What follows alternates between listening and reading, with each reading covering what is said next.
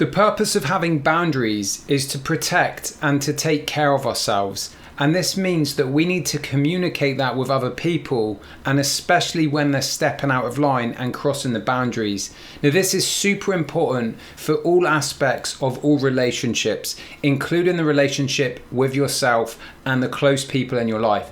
And that's why in today's video, I'm going to show you how to set healthy personal boundaries.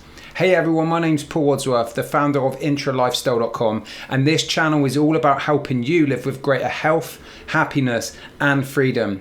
So if a boundary is there to protect ourselves, what are we actually protecting ourselves from? Well, a very real but extreme example might be a toxic relationship where there's physical or emotional abuse. Now, this is an extreme, but it happens in everyday life with many people all over the world.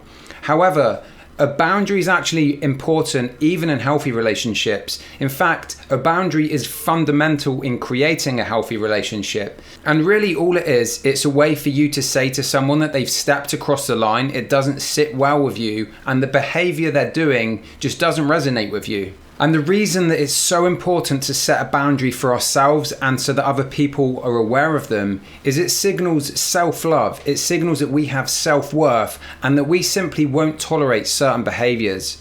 Now, there may be times and relationships in your lives, even now perhaps, where you can identify certain people, certain relationships, where perhaps things aren't how you want them to be. And maybe you can identify whether a boundary was set, whether a boundary has been crossed.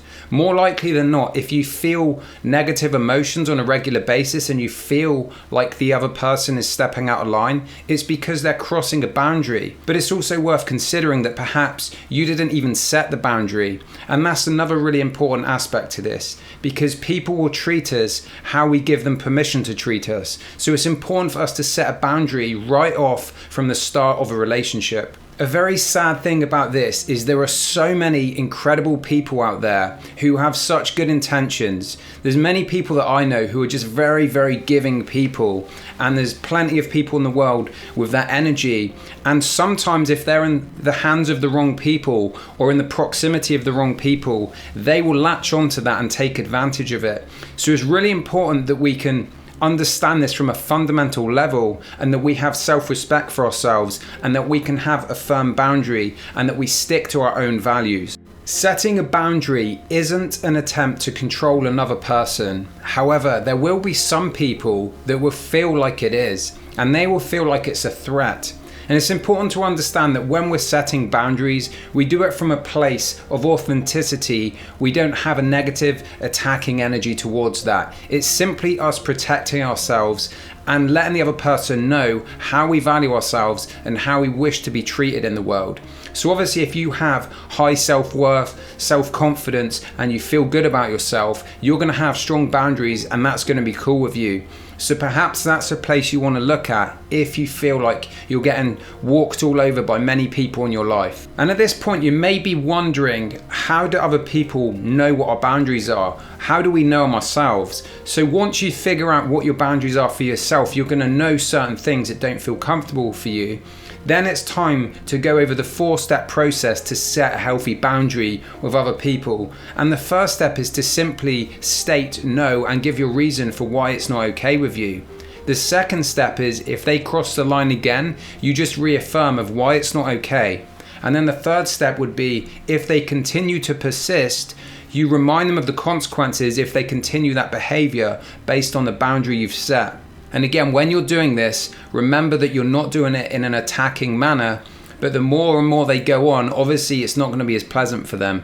And then the fourth step of this is follow through on your actions. You see, if you give a consequence of a boundary that you've set that's been crossed and you don't follow through, then people are going to take you less seriously. So it's really important to stand up for yourself in that sense, and you actually follow through on the actions you said. Now, you may be wondering, what do healthy boundaries actually look like?